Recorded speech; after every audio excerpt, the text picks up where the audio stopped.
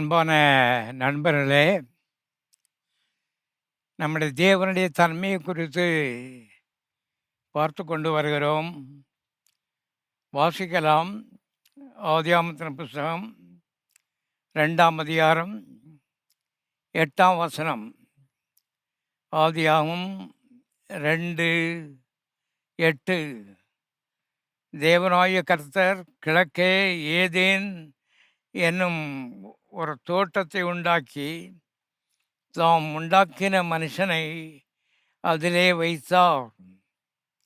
தேவனாகிய கர்த்தர் பார்வைக்கு அழகும் புசிப்புக்கு நலவுமான சகலவித விருட்சங்களையும் தோட்டத்தின் நடுவிலே ஜீவ விருட்சத்தையும்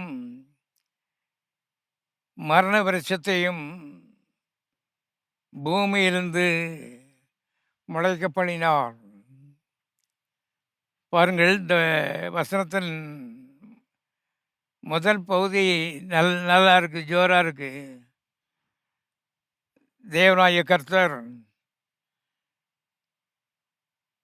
பார்வைக்கு அழகும் புசிப்புக்கு நலவுமான சகலவிதமான விருட்சங்களையும் உண்டாக்கினார் என்று வாசிக்கிறோம். ஆனால் 2வது பகுதி, அங்கே தான் கடவுள் தப்பு போட்டுட்டாருன்னு சொன்னார் ஒரு விசுவாசி. அந்த ஜீவ விருட்சத்தையும் மரண விருட்சத்தையும் கொண்டு போய் முளைக்க பண்ணது தான் அவருடைய தப்புன்னு சொன்னார். அவர் தப்பு பண்ணல, மனுஷன் தப்பு பண்ணுவானா என்று கண்டுபிடிப்பதற்காக கர்த்தர் அந்த ஜீவ விருட்சத்தையும் மரண விருட்சத்தையும் தோட்டத்தின் நடுவிலே முளைக்க பண்ணினார் என்று நான் வாசிக்கிறோம். எங்கேயோ ஒரு ஓரத்தில் மறைஞ்சி இருக்கிற இடத்துல இல்லை, தோட்டத்தின் நடுவிலே ஜீவ விருட்சத்தையும் மரண விருட்சத்தையும் முளைக்க பண்ணினார். காரணம், மனிதனுடைய தப்பான தெரிந்து கொள்ளுதல் தப்பான ஒரு எதிர்காலத்தை அவனுக்கு கொடுக்கும் என்று வேதம் திட்டமாய் போதிக்கிறது. அருமையானவர்களே, தேவன் நல்லவர் தான்.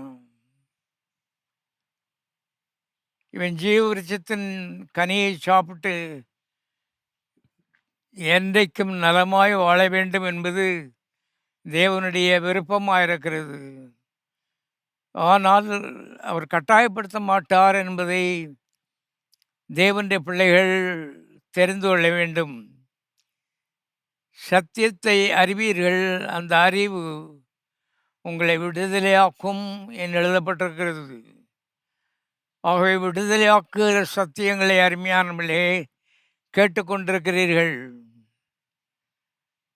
ஜீவ விருட்சம் இயேசு கிறிஸ்துவுக்கு அடையாளம், மரண விருட்சம் சாத்தானுக்கு அடையாளம்.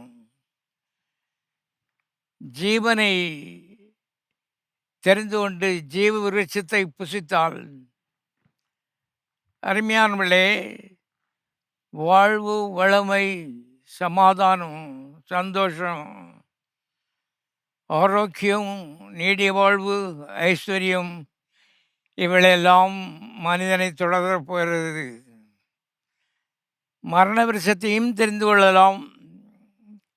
மரண விருட்சத்தை தெரிந்து கொண்டால் வருத்தமும் வேதனையும் வேர்வையும் சாபமும் அருமையானவர்களே பாவமும் வாழ்க்கையிலே பல்வேறு இடர்பாடுகள் மனுஷனுக்கு நேரிட போகிறது என்பதை அருமையானவர்களே கர்த்தர் எச்சரிக்கையாய் காண்பிப்பதற்காக தோட்டத்தின் நடுவிலே அதை வைத்தார் என்பதை தெரிந்து கொள்ளுங்கள்.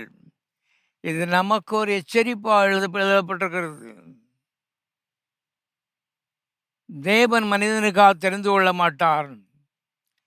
காட் ஸ்பாட், மேன் ஸ்பாட் என்று ஆங்கிலத்தில் சொல்கிறார்கள். தேவனுடைய பங்கு, மனிதனுடைய பங்கு. தேவனுடைய பங்கை மனிதன் எவ்விதத்திலும் ஒரு துளி கூட செய்து முடிக்க முடியாது. மனிதனுடைய பங்கை தேவன் ஒரு நாளும் செய்ய மாட்டார் என்பதை தெரிந்து கொள்ளுங்கள்.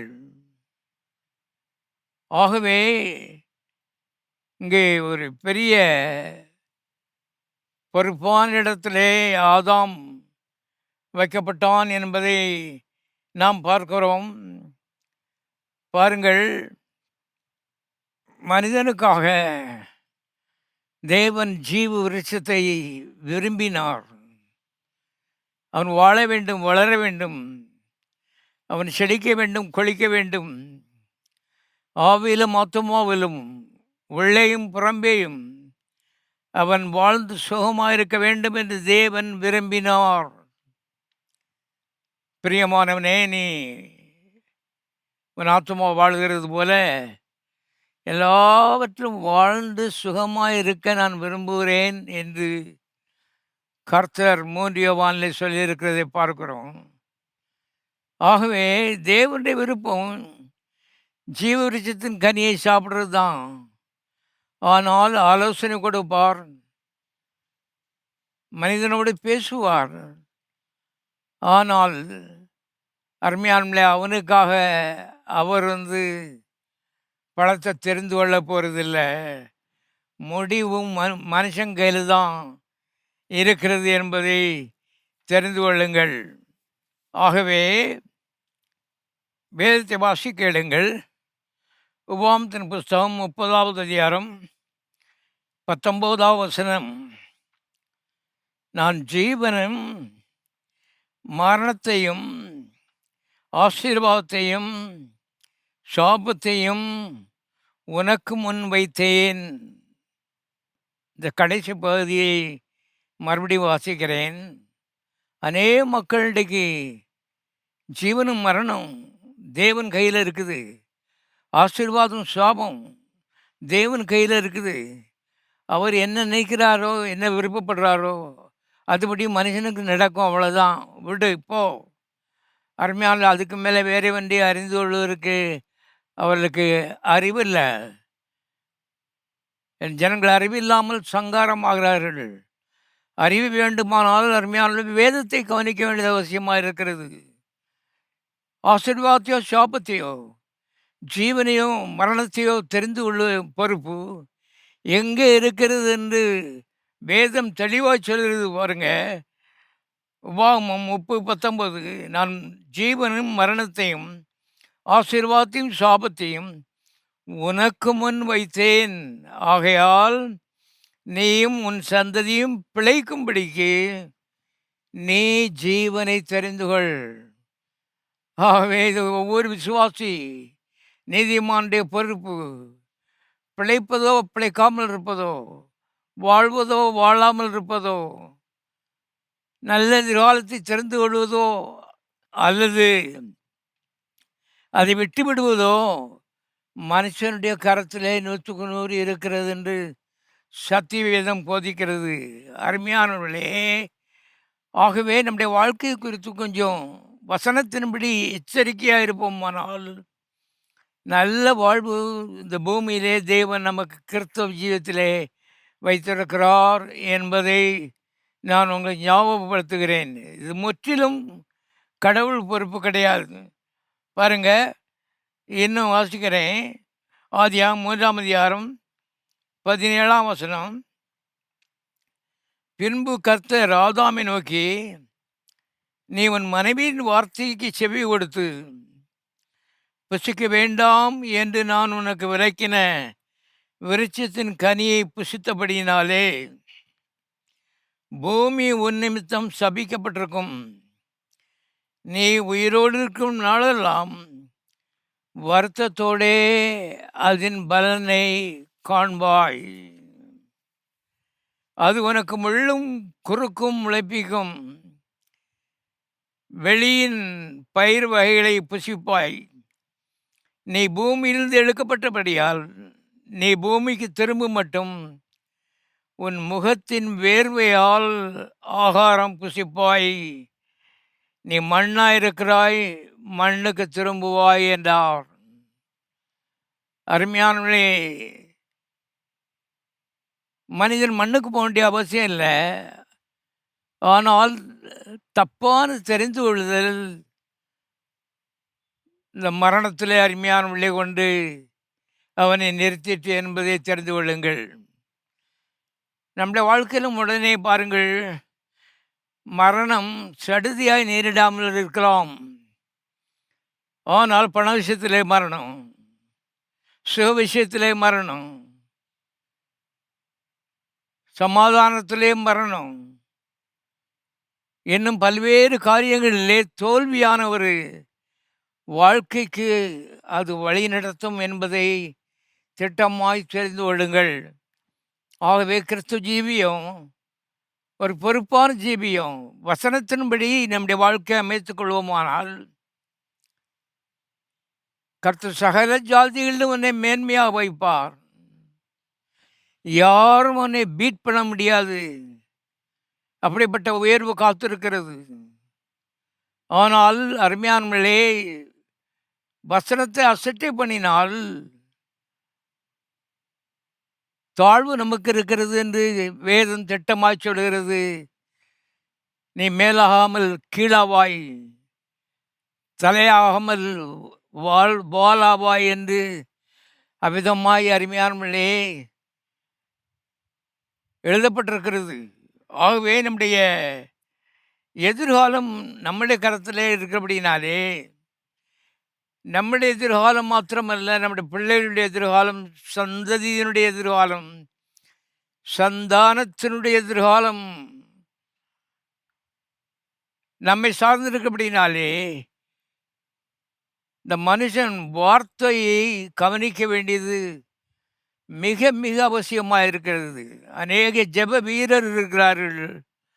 மணிக்கணக்கில் ஜெபிப்பார்கள், உபவாசிப்பார்கள், சரத்தை வருத்துவார்கள். ஆனால் வாழ்க்கையில் ஒரு அங்குலம் முன்னேற்றம் கிடையாது. ஏன் தெரியுமா? இந்த வார்த்தைக்கு எந்த முக்கியத்துவமும் கொடுக்கறது இல்லை. வார்த்தைக்கு முதலிடம் தர்றதில்லை.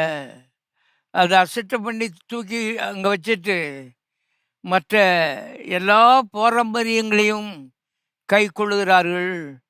வாழ்க்கையிலே அருமையானவர்களே வெற்றி இல்லை. வார்த்தைக்குள்ளே தான் வெற்றி இருக்கிறது. ஏன்?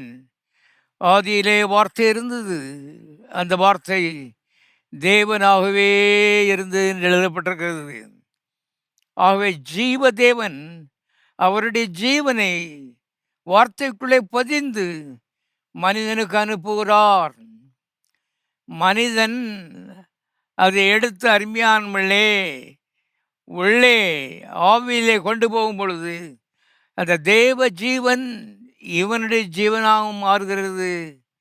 இது இவனுக்கும் இவன் குடும்பத்துக்கும் இவன் சந்ததிக்கும் போதுமானனுக்கும் அதிகமான வல்லமை அந்த ஜீவனுக்குள்ளே இருக்கிறது என்பதை தெரிந்து கொள்ளுங்கள். சிலர் முன்னேற வேண்டும் என்று ஆசைப்படுகிறார்கள், பொறாமைப்படுகிறார்கள். ஆனால் வழி என்ன என்பதை அறிந்து கொள்ள முற்பட இல்லை. அருமையானவர்களே, வழியை இங்கே நான் வாசிக்கிறேன். பாருங்கள், ஜீவனையும் மரணத்தையும் உனக்கு முன்பாக வைத்திருக்கிறேன். நீயும் உன் சந்ததியும் பிழைத்திருக்கும்படிக்கு நீ ஜீவனை தெரிந்து கொள்.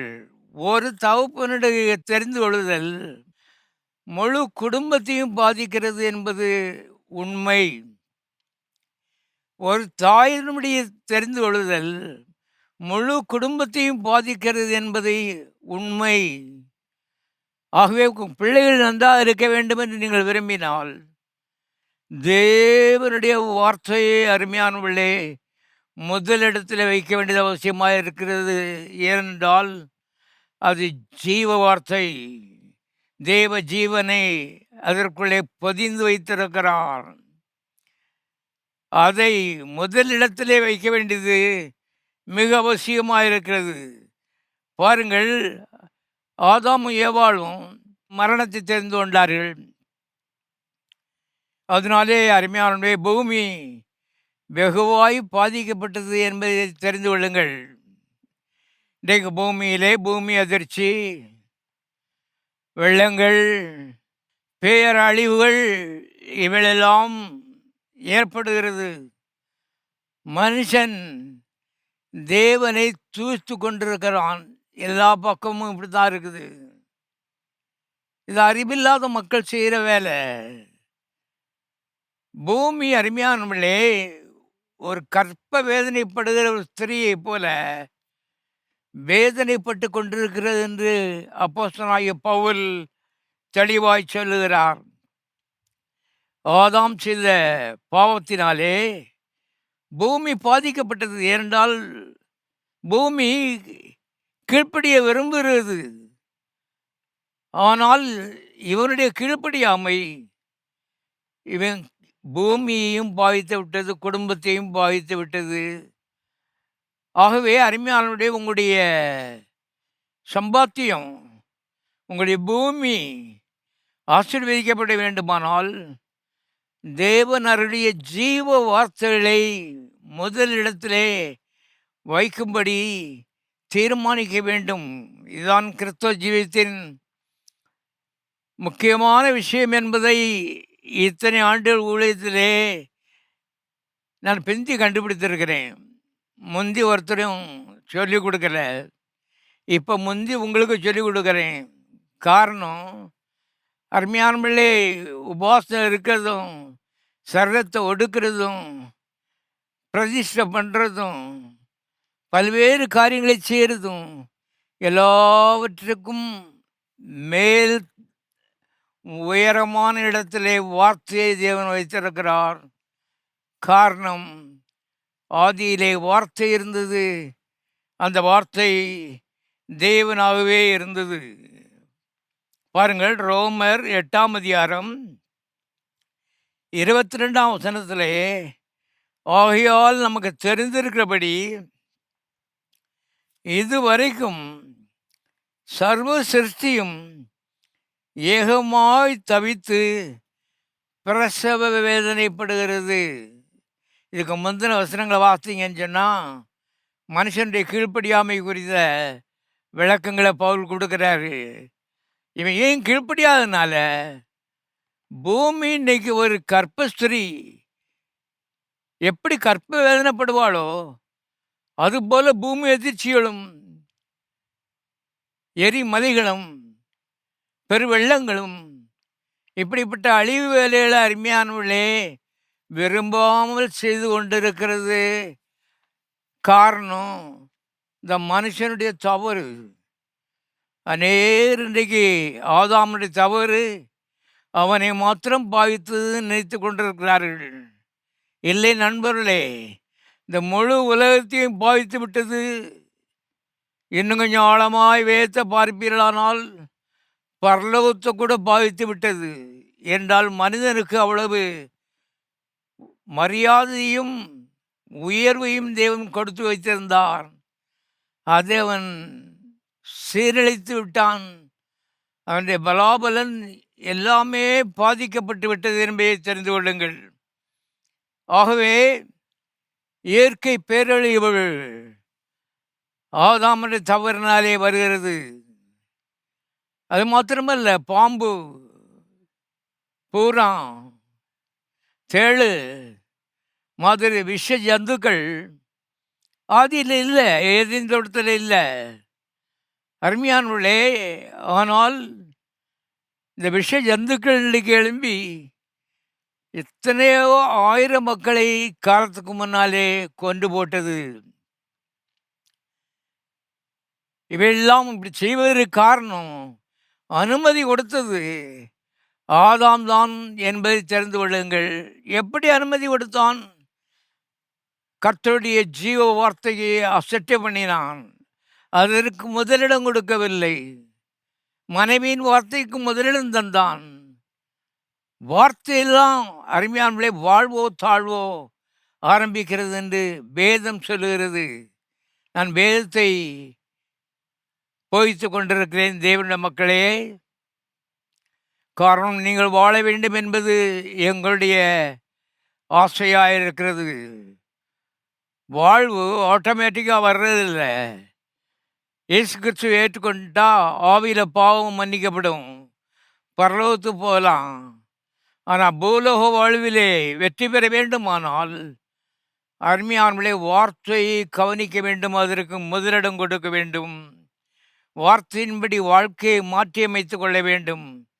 இங்கே பார்த்தீங்கன்னு சொன்னால், இந்த விஷ ஜந்துக்களால் அநேக மக்கள் அருமையானவர்களே காலத்துக்கு முன்னாலே செத்து போனார்கள். ஆனால் ஆண்டவர் இயேசு கிறிஸ்து இந்த பூமியில் ராஜாவாக ஆளப்போகிறார். இப்பொழுது பிசாசு இந்த உலகத்தை ராஜாவாக ஆண்டு கொண்டிருக்கிறான். ஆண்டவர் ஆளும் பொழுது பூமி எப்படி இருக்குன்னு வாஸ்து காமிக்கிறேன். ஓநாயும் ஆட்டுக்குட்டியும் ஒருமித்து மேயும், சிங்கம் மாட்டை போல வைக்கோலை தின்னும், புழுதி சர்ப்பத்துக்கு இரையாகும், என் பரிசுத்த பர்வதம் எங்கும் இவைகள் தீங்கு செய்வதும் இல்லை, கேடு உண்டாக்குகிறதும் இல்லை என்று கர்த்தர் சொல்லுகிறார். எல்லாரும் கரங்களை தட்டி கர்த்தரை சோத்தரிப்போம். கர்த்தர் ராஜாவாக ஆளு செய்கிற நாட்களிலே பாம்பு கொத்தாது, சிங்கம் கடிக்காது. பாருங்க, சிங்கம் மாட்டை போகிற வைக்கோல சாப்பிடுன்னு போட்டிருக்கு. அவ்வளோ பெரிய மாற்றம் ஏற்பட போகிறது. ஆகவே தான் தேவனுடைய மக்கள் சாத்தானுக்கும் இயேசுவுக்கும் உள்ள வித்தியாசத்தை நன்றாக புரிந்து கொள்ள வேண்டும். இவருடைய பெயர் ஜீவாதிபதி, அவனுடைய பெயர் மரணத்துக்கு அதிபதி. அவனுடைய வார்த்தையை கேட்டால் முடியல மரணம்தான். இவருடைய வார்த்தையை கேட்டால் ஜீவனுக்கு தப்ப மாட்டீர்கள். ஏராளத்தை அவருடைய பிள்ளைகளுக்காக கர்த்தர் ஆயத்தப்படுத்தி வைத்திருக்கிறார் என்பதை தெரிந்து கொள்ளுங்கள். அதில் கொஞ்சம் சிலர் எட்டி பார்த்துருக்காங்க. இனி மிச்சம் ஏராளம் கல்வாரி மூலமாக சம்பாதிக்கப்பட்ட ஆசீர்வாதங்கள் அங்கே ஸ்டோரில் காத்து கொண்டிருக்கிறது இவர்களுக்காக. இவங்க பேர் அதில் போட்டிருக்கு, அந்த பார்சலில் உங்களுடைய பேர் அதில் எழுதியிருக்கிறது. ஆகவே உங்களுக்கு ஒரு நல்ல திட்டத்தை தேவன் மனதிலே வைத்திருக்கிறார் என்பதை ஞாபகப்படுத்த விரும்புகிறேன். அந்த திட்டத்தை அவர் விரும்பினா மாத்திரம் போதாது, நீங்கள் புரிந்து கொண்டு இந்த வார்த்தைக்கு முதலிடம் கொடுத்து அருமையானவர்களை வாழ்க்கையை விதமாக அமைத்துக் கொள்வீரானால் தேவனுக்கு உங்களை உயர்த்துவது மிக எளிதான காரியம் என்பதை தெரிந்து கொள்ளுங்கள். ஆகவே இன்னொரு முக்கியமான காரியத்தை சொல்கிறேன். ஜீவனும் மரணமும் வார்த்தை வடிவிலே மனிதனுக்கு கொடுக்கப்படுகிறது என்பதை புரிந்து கொள்ளுங்கள். இன்றைக்கு மக்களுடைய பெரிய வீழ்ச்சி என்னன்னு சொன்னால், வார்த்தையை தள்ளிட்டான், வார்த்தையை பற்றி அவங்களுக்கு அக்கறை இல்லை. ஆனால் கண்ணீர் விட்டு ஜெபிக்கிறார்கள், உபவாசம் இருந்து ஒடுங்கி போகிறார்கள். வாழ்க்கையில் அங்குலம் முன்னேற்றம் இல்லை, கேட்ட காரியம் கிடைக்க மாட்டேங்குது. ஏன்? ஆர்டர் தப்பாக இருக்குது.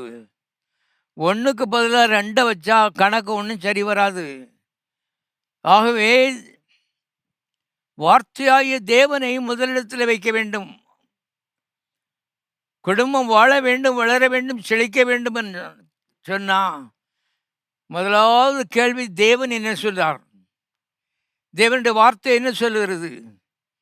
அது நாம் நினைக்கிறதுக்கு மாறா இருந்துச்சுன்னா நாம் மாற போகிறோம், நாம் தெரிந்து கொள்ள போகிறோம், வார்த்தையின்படி செய்ய போகிறோம். அவங்க சொன்னாங்க, இவங்க சொன்னாங்க, மச்சான் சொன்னான், மாமன் சொன்னான்னு சொல்லி செஞ்சுக்கிட்டு இருக்க. கர்த்தர் என்ன சொன்னார்? அதுதான் கேள்வி. ஏனென்றால் அவருடைய வார்த்தை தான் முடிவானது, மற்றவை எல்லா அருமையானவர்களே தற்காலிகமானது. சிறப்பாய் தெரிகிறது போல தெரிகிற சில காரியங்கள் அருமையானவர்களே பெரிய கண்ணீரிலே முடிந்துவிடும் என்பதை தெரிந்து கொள்ளுங்கள். ஆகவே ஆதாம் ஏவாள் குடும்பத்திற்கு மரணத்தையும் ஜீவனையும் முன்னாலே வைத்தார் என்று ஒரு படுவிளக்கமாக காட்டப்பட்டிருக்கிறது. ஆனால் அது அவர்களுக்கு வார்த்தை வடிவில் தான் கொடுக்கப்பட்டது என்பதை தெரிந்து கொள்ளுங்கள். உங்களுக்கும் வார்த்தை வடிவில் தான் கொடுக்கப்பட்டிருக்கிறது. உங்கள் மடியில் இருக்கிற அந்த புஸ்தகம் மத புஸ்தகம் அல்ல, ஜீவ புஸ்தகம். பரலோகம் அப்படி சொல்லுகிறது, தேவன் அப்படி சொல்லுகிறார். நீங்கள் அப்படி சொல்ல வேண்டும், அப்படி எண்ண வேண்டும், அதற்கு முதலிடம் கொடுக்க வேண்டும். அவ்விதமாக இருக்கும் பொழுது நாம் வாஞ்சிக்கிற அந்த முன்னேற்றம், பிளஸ்ஸிங், அருமையான ஆசீர்வாதம் நாம் கேளாமல் பின்னாலே ஓடி வருகிறது. அப்படிதான் வேதத்தில் எழுதப்பட்டிருக்கிறது. ஆசீர்வாதங்கள் உனக்காக காத்திருக்கிறது. நீ போகும்போது பின்னால் ஓடி வந்து உன்னைய ஓவர்டேக் பண்ணி உன் முன்னால் ஓடி போயிடும்னு போட்டிருக்குது. இதெல்லாம் பல ஆண்டுகளுக்கு முன்பாக நான் கண்டுபிடித்தேன். அதன்படி செய்ய வேண்டும் என்று தீர்மானித்தேன். எந்த மனிதனும் உயர்த்த முடியாத அளவுக்கு கர்த்தர் எங்களை உயர்த்தி இருக்கிறார். இது எங்களுடைய செயல் அல்ல, எங்களுடைய முயற்சி இல்லை. ஏதோ யார் காலியோ வாரி விட்டு பாருங்க முன்னேறது இல்லை. இது தேவனாகவே அருமையானே தூக்குறது. பொழுதிலிருந்து மனிதனை தூக்கி எடுத்து ராஜாக்களோடு உட்கார வைக்கிறார். தாவீதை அவ்விதமாக தூக்கி உட்கார வைத்தார். ஒருவருடைய உதவியும் அவருக்கு தேவையில்லை. காரணம், அவர் சிருஷ்டியர். எளிதாக இதை செய்து விடுகிறார் என்பது என்னுடைய வாழ்க்கையிலே கொஞ்சம் நான் கண்டுபிடிச்சிருக்கிறேன். பாருங்க, ஜீவனையும் மரணத்தையும் வார்த்தை வடிவிலே அவர்களுக்கு கொடுத்தார். ஆதியாகமம் 2ஆம் அதிகாரம் 16ஆம் வசனத்தில் எப்படி எழுதப்பட்டிருக்கிறது? தேவனாய கர்த்தர் மனுஷனை நோக்கி, நீ தோட்டத்திலுள்ள சகல விருட்சத்தின் கனியையும் புசிக்கலாம், ஆனாலும் மரண விருட்சத்தின் கனியை புசிக்க வேண்டாம். அதை நீ புசிக்கும் நாளில் சாகவே சாவாய் என்று கட்டளையிட்டார். கட்டளையிட்டார். ஜீவனையும் மரணத்தையும் தேவனர்களுக்கு எப்படி கொடுத்தார்? வார்த்தை வடிவிலே கொடுத்தார் என்பதை தெரிந்து கொள்ளுங்கள். ஏனென்றால் நீங்கள் ரொம்ப பக்தியாக இருக்கிறவர்கள் அநேகருக்கு வழி தெரியல. தேவன் வார்த்தைங்கிற வழியை வச்சிருக்கும் போது அதை அல்ல தட்டிட்டு இவங்க பாரம்பரியமான நம்முடைய கிறிஸ்தவ மத சடங்காச்சாரங்களுக்கு ரொம்ப முக்கியத்துவம் கொடுக்காங்க. அதுக்கப்புறம் இவ்வளவு பிரயாசப்பட்டு ஒன்றும் பலன் இல்லையான்னு சொல்லி சோர்ந்து போகிறார்கள். அருமையானவர்களே, கவனிய. ஆகவே ஜீவனையும் மரணத்தையும் ஆதாமுக்கு ஏவாளுக்கு முன்னாலே வார்த்தை வடிவிலே வைத்தார்.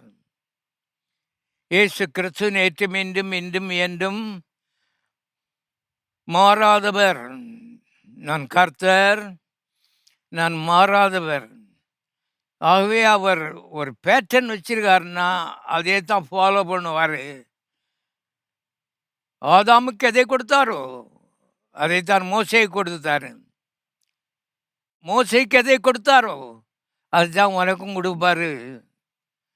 நன்றாக தெரிந்து கொள்ள வேண்டும். அருமையானவர்களே, கிறிஸ்தவ ஜீவிதத்தில் பாடாப்பட்டு உபவாசம் இருந்து ஓடா தேஞ்சி ஒன்றும் இல்லாமல் போய் அருமையானவர்களே உள்ள கடைசியில் பார்த்தா பொறாமை, ஏன்னா நல்லா இருக்கணும் பார்த்தா பொறாமையாக இருக்குது.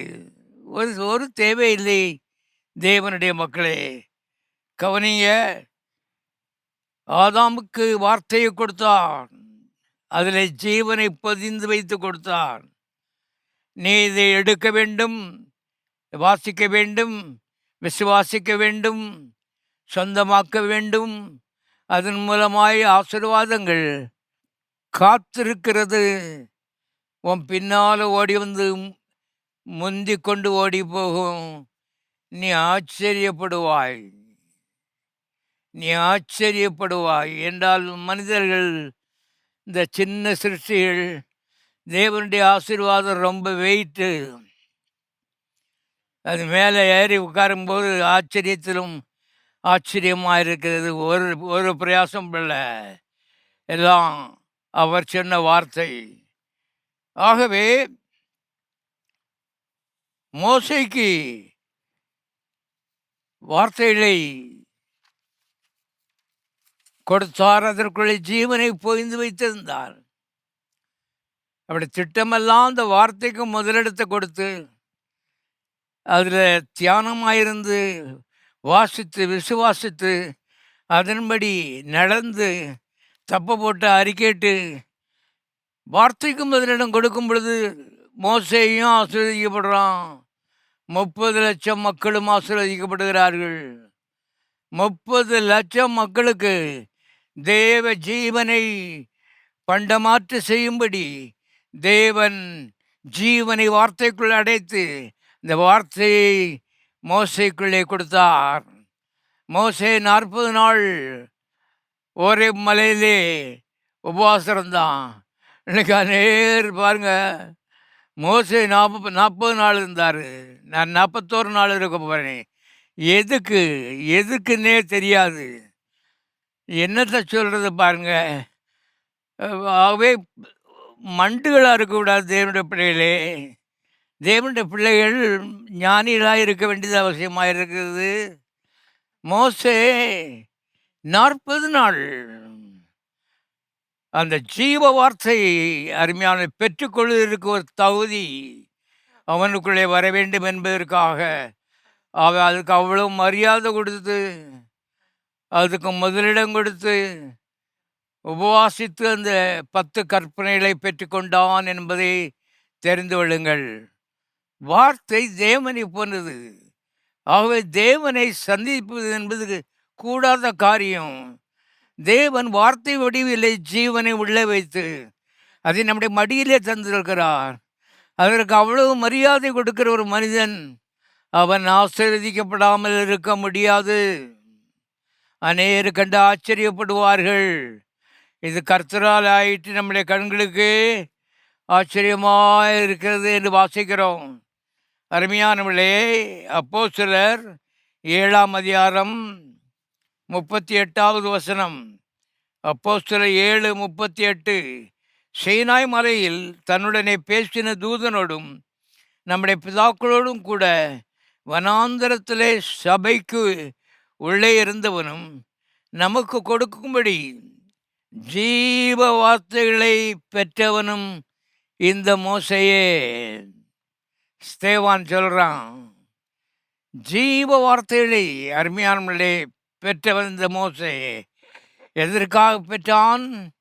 30 லட்சம் மக்கள் வாழ வேண்டும் என்பதற்காக பெற்றான்.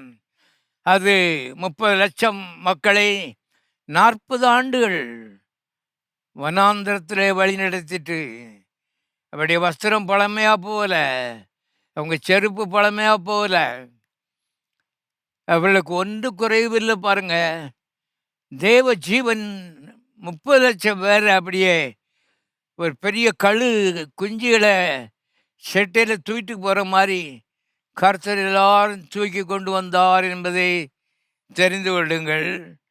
ஆகவே இன்றைக்கும் தேவன் வார்த்தை மூலமாகத்தான்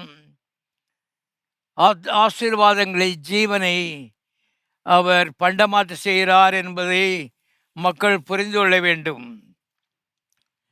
அநேக கோயிலில் பார்த்தீங்கன்னா வார்த்தை பிரசங்கிக்கிற சமயத்தில் வெளியே போய் நின்று, சில கோயிலில் விசுவாசிகள் வெளியே போய் நின்று பழக்கம் விட்டுக்கிட்டு இருக்கிறாங்க. மனம் திரும்பாத கிறிஸ்தவனுங்க வெளியே போய் சீரிட்டு குடிச்சிட்டு இருக்கான். வார்த்தை பிரசங்கிக்கும் பொழுது, குடும்பத்திலே கடைசி அழிவுகள் வரும் பொழுது இந்த கர்த்தரத்தில் ஓடிந்து ஒன்றையும் பெற்றுக்கொள்ள முடியாது, பிந்தி போகும். ஏன்னா தவறான தெரிந்து கொள்ளுதல் தவறான பலாபலங்களை கொண்டு வரும் என்பதை தெரிந்து கொள்ளுங்கள். வாசிக்கிறேன். உபாகமத்தின் புஸ்தகம் 30ஆம் அதிகாரம் 8ஆம் வசனம். உபாகமம் 30:8. நீயோ மனந்திரும்பி கர்த்தரின் சத்தத்துக்கு செவி கொடுத்து, கர்த்தரின் சத்தத்துக்கு செவி கொடுத்து, நான் இன்று உனக்கு கற்பிக்கிற கர்த்தருடைய எல்லா கற்பனைகளின்படியும் செய்வாய். அப்பொழுது உனக்கு நன்மை உண்டாகும்படி உன் தேவனாகிய கர்த்தர் உன் கைகள் செய்யும் எல்லா வேலைகளிலும், உன் கற்பத்தின் கனியிலும், உன் மிருக ஜீவன் பலனிலும், உன் நிலத்தின் கனியிலும் உனக்கு பரிபூர்ணம் உண்டாகச் செய்வார்.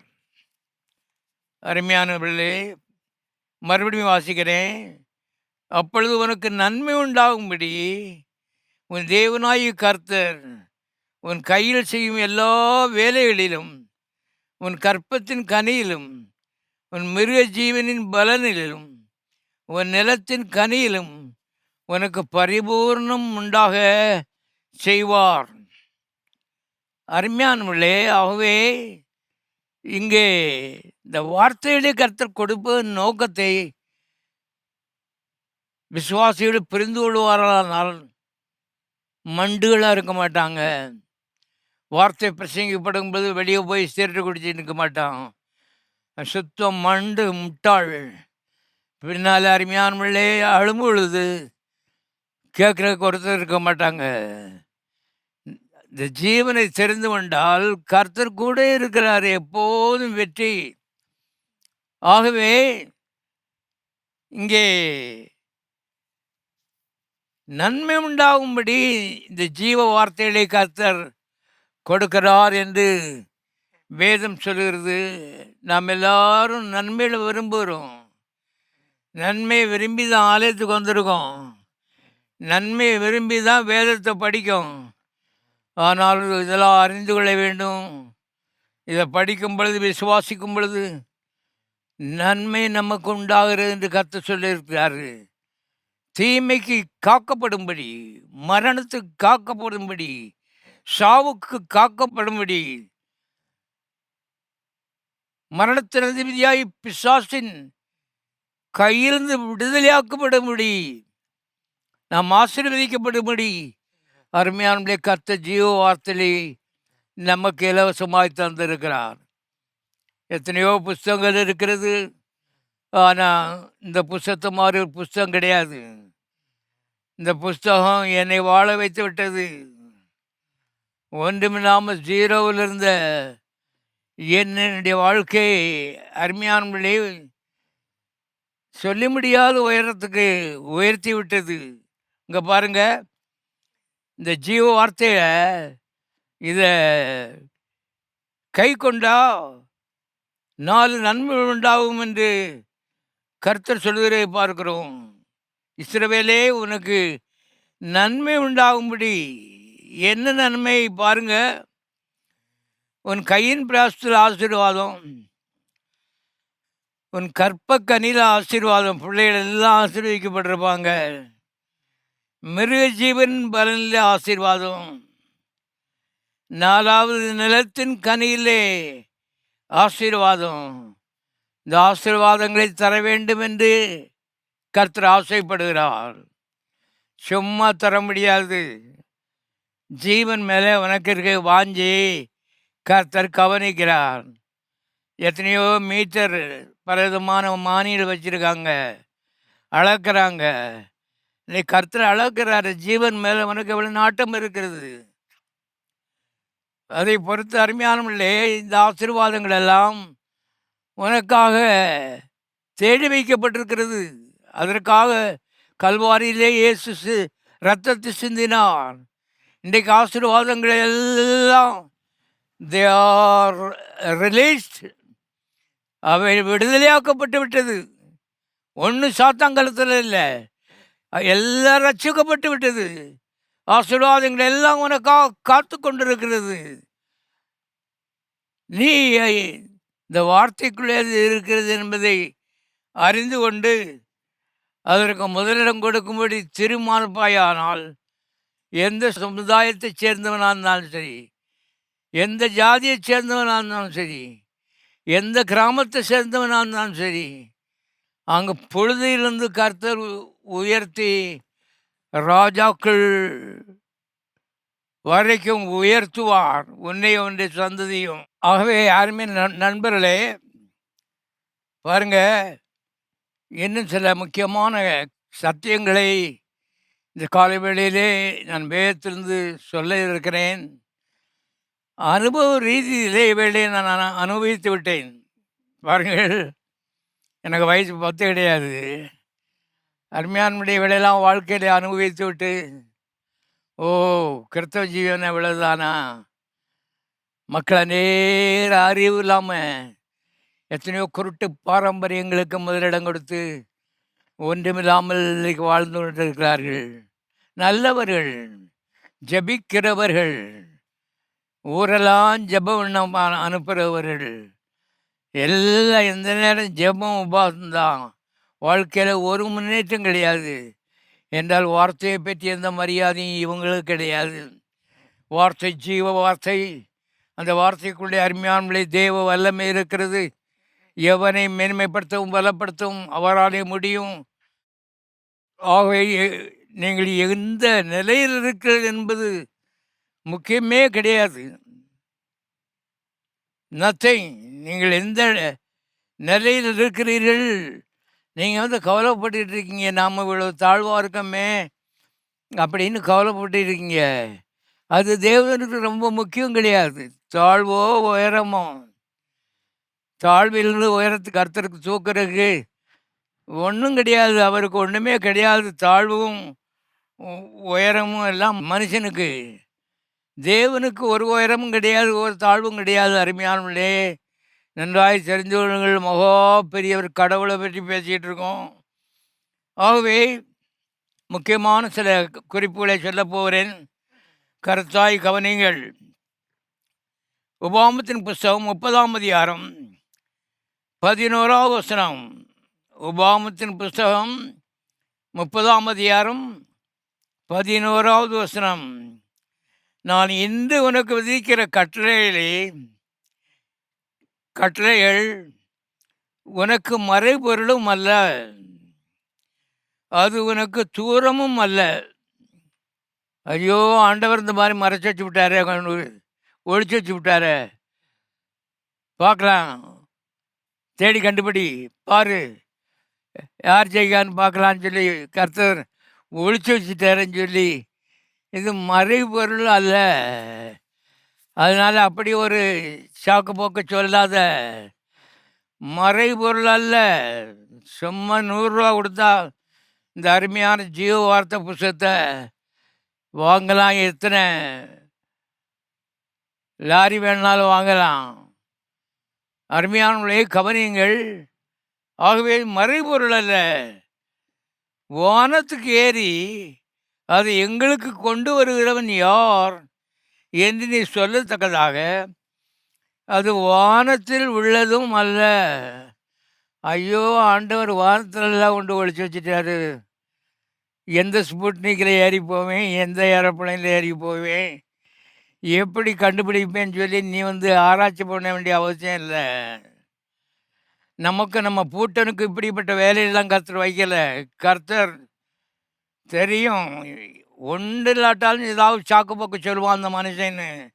கர்த்தருக்கு நல்லா தெரியும். கர்த்தர் சொல்லிட்டாரு, உன் மடியிலே வச்சிருக்கேன்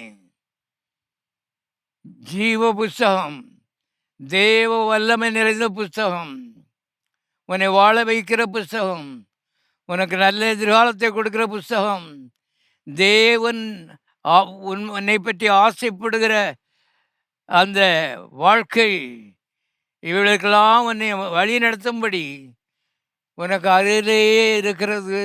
அருமையானவர்களே, ஆகவே அடுத்த வசனத்தில் சொல்கிறாரு, உபாகமத்தின் புஸ்தகம் 30ஆம் அதிகாரம் 13வது வசனம். உபாகமம் 30:13. நாங்கள் அதை கேட்டு அதன்படி செய்யும் பொருட்டு எங்கள் நிமித்தம் சமுத்திரத்தை கடந்து அதை கொண்டு வருகிறவன் யார் என்று நீ சொல்லத்தக்கதாக அது சமுத்திரத்துக்கு அப்புறத்தில் உள்ளதும் அல்ல. என்ன தெளிவாக சொல்கிறாரு பாருங்க. இதுக்கு மேலே விளக்கமாக சொல்ல முடியாது. அது அட்லாண்டிக் ஓஷனில் இல்லை, பசிபிக் மகாசமுத்திரத்தில் இல்லை, எங்கேயோ பசிபிக் மகாசமுத்திரத்தில் உள்ள ஒரு தீவில் கொண்டு கடவுள் பைபிளை ஒழிச்சு வச்சுட்டாராம். அதனால் நம்ம என்ன செய்வோம், சபையாக அப்படியே நம்ம கப்பலில் போய் ஏற்றி எடுத்துகிட்டு வரணும்னு சொல்லி நீ தீர்மானம் பண்ண வேண்டிய அவசியம் இல்லை. அந்த வேலையெல்லாம் கர்த்தர் உனக்கு வைக்கல. அருமையானவர்களே, கவனியுங்கள். நாம் எதையோ திட்டமிட்டு இருக்கோம். கர்த்தர் இந்த வேலையெல்லாம் வைக்கல. கர்த்தர் ஆதாமுக்கு ஏதேன் தோட்டத்திலே கொண்டு கொடுத்தார் வார்த்தையை. மோசைக்கு மலை மேலேயே அருமையானவர்களே வார்த்தையை கொடுத்தாரு. நமக்கு வார்த்தையை ஊரெல்லாம் இன்னைக்கு கொடுத்துருக்கிறாரு. இதை பற்றி கொள்ள வேண்டும் என்று ஒரு வாஞ்சி, ஒரு தாகம் நமக்கு இருக்குமானால் அருமையானவர்களே, இது நல்ல எதிர்காலம் உங்களுக்கு அருகிலேயே இருக்கிறது கர்த்தர் சொல்கிறார். நல்ல எதிர்காலத்துக்காக ஓடி அலையாத, ஜீவ வார்த்தைகளுக்காக ஓடியல. தேவன் வைத்திருக்கிற வல்லமை உள்ள ஜீவனும் வல்லமை உள்ளதுமான இருபுறமும் கற்குள்ள பட்டயத்தை அருமையானவர்களே ராத்திரி போலா தேடு. வாழ்வு பக்கத்திலே இருக்குது. அடுத்த வசனம் வாசிக்கலாம். உபாகமத்தின் புஸ்தகம் 30வது அதிகாரம் 14வது வசனம். நீ அந்த வார்த்தையின்படியே செய்யும் பொருட்டு அது உனக்கு மிகவும் சமீபமாய் உன் வாயிலும் உன் இருதயத்திலும் இருக்கிறது. கடவுள் சொல்லாரு பாருங்க. எங்கேயோ தீவுல இருக்குன்னு யோசிக்காத. வாழ்வு என்னமோ எங்கேயோ எட்டு பிடிக்க முடியாத தூரத்தில் இருக்கு. சிலரை மாத்திரம் கடவுள் ஆசீர்வதிச்சிடறாரு, நம்மளை இப்படி விட்டுட்டாருன்னு யோசிச்சுட்டு இருக்க. தேவன் மனிதத்தில் பாரபட்சம் உள்ளவர் அல்லவே. எல்லாருக்கும் ஒரே விதமான வாழ்வை தேவன் வைத்திருக்கிறார். ஆகவே மேலே எழும்ப வேண்டும் என்று ஆசைப்படுகிறவர்கள் சத்தியத்தை கவனிக்கணும், வேதத்தை கவனிக்க வேண்டும். இது ஒரு மத புஸ்தகம் இல்லை, இது ஜீவ புஸ்தகம். அவர் சொல்கிறாரு, நீ இந்த வார்த்தையின்படியே செய்யும் பொருட்டு அது உனக்கு மிகவும் சமீபமாய் உன் வாயிலும் உன் இருதயத்திலும் இருக்கிறது. ரொம்ப தூரத்தில் இல்லை, சமீபத்திலும் இல்லை, மிகவும் சமீபமாக இருக்கிறது. என்றால் உங்கள் வாயை மாதிரி உங்களுக்கு ரொம்ப சமீபமாக இருக்க வேற எதுவும் இருக்க முடியாது. எல்லாரும் சொல்லுவோம் என் வாய், மறுபடியும் சொல்லுவோம் என் வாய். கவனிங்கள், உங்கள் வாய் உங்களை வாழ வைக்கும்படி இறைவனாலே கொடுக்கப்பட்டிருக்கிறது. விசுவாசிகள் இன்னைக்கு இதெல்லாம் அறியாதபடி உலகத்தான போல அருமையானே இந்த வாயை உபயோகிச்சு வேதத்தை தவிர மிச்சம் என்ன கதை இருக்கோ அது எல்லாவற்றையும் அருமையானவர்களே பேசுகிறார்கள். கடைசியில் வாழ்வு இல்லைன்னு கவலைப்படுறாங்க. கவனிங்க, இந்த எதிர்காலத்தை அருமையானவர்களே வார்த்தைக்குள்ளே கர்த்தர் பொழிந்து அதை மிகவும் சமீபமாய் நம்முடைய வாயிலே வைத்திருக்கிறார் என்று வேதம் சொல்கிறது. விசுவாசிகளுக்கு இன்னைக்கு சிலருக்கு நேரம் போகல. நான் கூட இந்த கோஷ்டியில் இருந்து வந்தான். ஆனால் ஒரு நாள் கண்டுபிடித்தேன் அருமையானவர்களே, ஒரு நாள் கண்டுபிடித்தேன். இந்த வாய் ஒரு நோக்கத்தோடு படைக்கப்பட்டிருக்கிறது. ஆதி பக்கத்திலெல்லாம் எல்லாம் இப்படித்தான் மேலே வந்திருக்காங்க. தேவனத்தில் பாரபட்சமே கிடையாது. நாமும் மேலே வரலாம் என்கிற எண்ணம் எனக்குள்ளே வர ஆரம்பித்தது. வாழ்க்கையை அதற்கு நேராக அர்ப்பணித்தேன். சும்மா ஒன்று வர்றதில்லை. அருமையானவர்களே கவனிங்க, ஆகவே கிறிஸ்தவ ஜீவனம் சும்மா 2 நாள் உபவாசம் இருந்து ஜெபம் பண்ணுறது இல்ல. வாழ்க்கை வார்த்தைக்கு அர்ப்பணிக்கிறது. முற்றிலுமாய் அர்ப்பணிக்கிறது. தப்பு போடும்போது அறிக்கையிடுறது. ரத்தத்தால் கழுவப்படுறது. மறுபடியும் அருமையானவர்களே மாறுறது. மாறிக்கொண்டே போகிறது. அருமையானவர்களே, இது நல்ல எதிர்காலத்தை உங்களுக்கு தரும் என்பதை தெரிந்து கொள்ளுங்கள். நல்ல வளமையான வாழ்வை தேவன் நம்மிடையே ஆயத்தம் பண்ணி வைத்துவிட்டு, இந்த வார்த்தையை அருமையானவர்களே ஜீவனாலே நிரப்பி உங்கள் மடியில் கொடுத்துருக்காரு. வாசிக்கிறேன். சங்கீதங்களின் புஸ்தகம் 1ஆம் அதிகாரம். சங்கீதங்களின் புஸ்தகம் 1ஆம் அதிகாரம் 2ஆம் வசனம். கர்த்தருடைய வேதத்தில் பிரியமாயிருந்து இரவும் பகலும் அவருடைய வேதத்தில் தியானமாயிருக்கிற மனுஷன் பாக்கியவான். அவன் நீர்க்காலும் ஓரமாய் நடப்பட்டு தன் காலத்தில் தன் கனியை தந்து இலையுதலாதிருக்க மரத்தை போல் இருப்பான். அவன் செய்வதெல்லாம் வாய்க்கும். இதை விட எவ்வளவு எளிதாக சொல்ல முடியும் என்று எனக்கு தெரியவில்லை. ஆயிரக்கணக்கான வருஷத்துக்கு முன்னால் அருமையான 2வது பிள்ளைக்கு விளங்குற மாதிரி அருமையானே இங்கே கர்த்தர் சொல்லி வைத்திருக்கிறார். கர்த்தருடைய வேதத்தில் பிரியமாயிருந்து இரவும் பகலும் அவருடைய வேதத்தில் தியானமாக இருக்கிற மனுஷன் பாக்கியவான். அவன் நீர்க்கால் ஓரமாய் நடப்பட்டு தன் காலத்தில் தன் கனியை தந்து இலை உதிராதிருக்கிற மரத்தை போல் இருப்பான். அவன் செய்கிறது எல்லாம் வாய்க்கும். எத்தனை பேர் நீங்கள் செய்கிறதெல்லாம் வாய்க்க வேண்டும் என்று விரும்புகிறீர்கள்? நீங்கள் விரும்பினா மாத்திரம் போதாது. நீங்கள் முயற்சி பண்ணால் மாத்திரம் போதாது. கர்த்தருடைய வல்லமை அருமையானவர்களே உங்களை தூக்க வேணும், உதவி செய்ய வேண்டும். அது வார்த்தைக்குள்ளே இருக்கிறது. அது ஜீவனுக்குள்ளே இருக்கிறது. ஜீவ வார்த்தையை கரத்தில் வைத்து கொண்டு தோற்று போகிறது அருமையானவர்களே அது முறையில். ஆகவே ஜெயிக்கும்படி நீங்கள் அழைக்கப்பட்டிருக்கிறீர்கள். ரட்சிப்பு என்பது வெறும் பாவமணி மாத்திரமல்ல, அது ஒரு ஜெய ஜீவியம் என்பதை தெரிந்து கொள்ளுங்கள். ஏழைகள் பணக்காரராக வேண்டும், வியாதிக்காரர் சுகமாக வேண்டும், பாவிகள் பரிசுத்தராக வேண்டும், தோல்வியடைந்தவர்கள் ஜெயம் பெற வேண்டும்.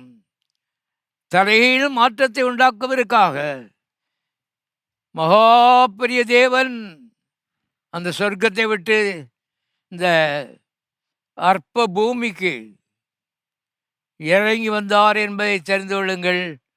ஆகவே இன்னும் உங்களுடைய வாழ்க்கையில் இந்த லட்சியம் எட்டி பிடிக்கப்படவில்லை. ஒரு லட்சியம் இருக்கிறது, அது தேவனுக்கு தெரியும். அதை கற்றுக்கொள்ளுங்கள். அதற்கு நேராக வாழ்க்கையை திருப்புங்கள். ஒரு முகமாக முன்னேற வேண்டும் என்று ஆசைப்படுங்கள். அருமையானவர்களே, கர்த்தர் உங்களுடைய ஆசையை நிறைவேற்றுவார். இங்கே ஒரு வார்த்தையை திருப்பி காட்டி அருமையானவர்களே நான் முடிக்க விரும்புகிறேன். இரவும் பகலும் அவருடைய வேதத்தில் தியானமாக இருக்கிற மனுஷன் பாக்கியவான்.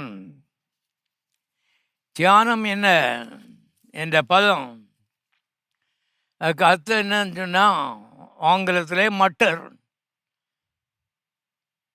வாய்க்குள்ள வச்சு சத்தம் இல்லாமல் அருமையானவர்களே சபச்சிட்டே இருக்கிறது தான் மட்டர். ஆடு சபைக்குது, மாடு சபைக்குது, எல்லாம் அசைப்படுது பாருங்கள். அதுக்கு பேர் தான் மட்டரிங்.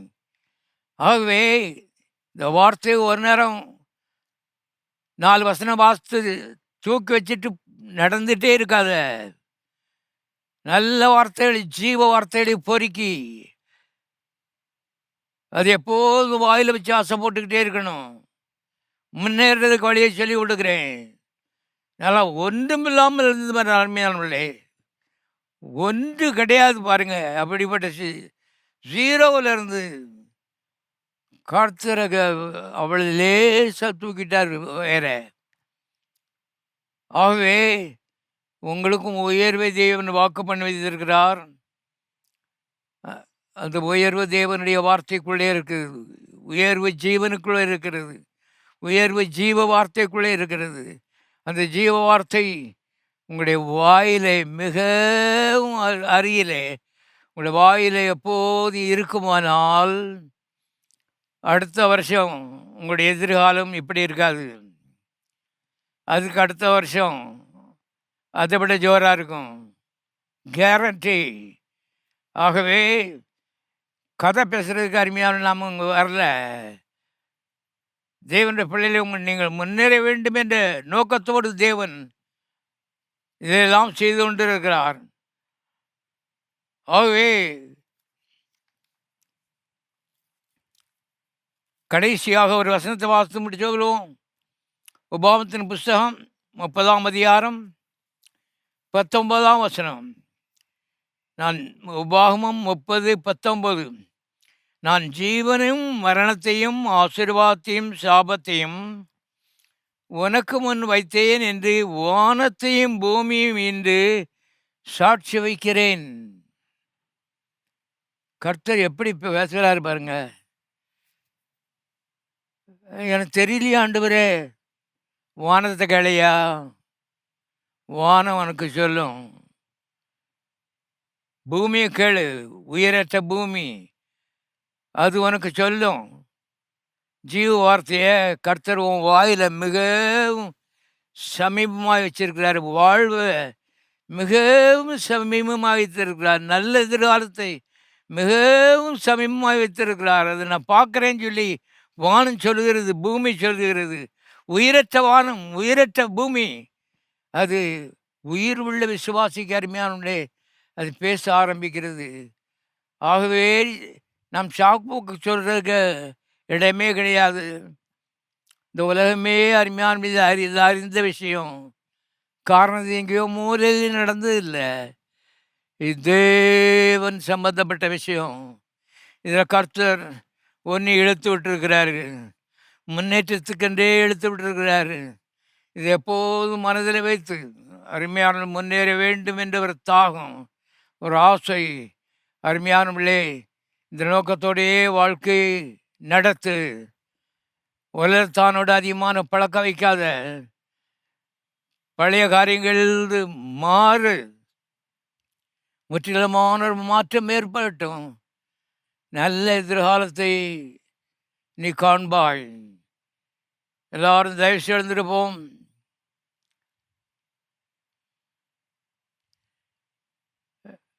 எல்லாரும் கர்த்தரை ஸ்தோத்திரிப்போம். எல்லாரும் கர்த்தரை ஸ்தோத்திரிப்போம். கரங்களை உயர்த்தி ஜெபிப்போம். பரலோக பிதாவே, நாம் துதிக்கிறோம். ஜீவனையும் மரணத்தையும் எங்களுக்கு மிகவும் அருகிலே எங்கள் வாய் அண்டையிலே நீர் வைத்திருக்கிறபடினால் நம்ம துதிக்கிறோம். இந்த வார்த்தைகளை வாயிலே வைத்து எப்போதும் அசைவோட பரிசுத்த ஆவியானவர் ஆண்களுக்கும் பெண்களுக்கும் சிறியவர்களுக்கும் பெரியவர்களுக்கும் கற்றுக் கொடுப்பீராக, உதவி செய்வீராக. கர்த்தாவே உமக்கு ஸ்தோத்திரம். எல்லா அவரவருடைய எதிர்காலம், நீர் வைத்திருக்க எதிர்காலம் அவர்களுக்கு அமையும்படி இயேசுவின் நாமத்தினாலே நான் ஜெபிக்கிறேன். அப்படி செய்கிறதற்காக உமக்கு நன்றி. இயேசுவின் நாமத்தில் பிதாவே.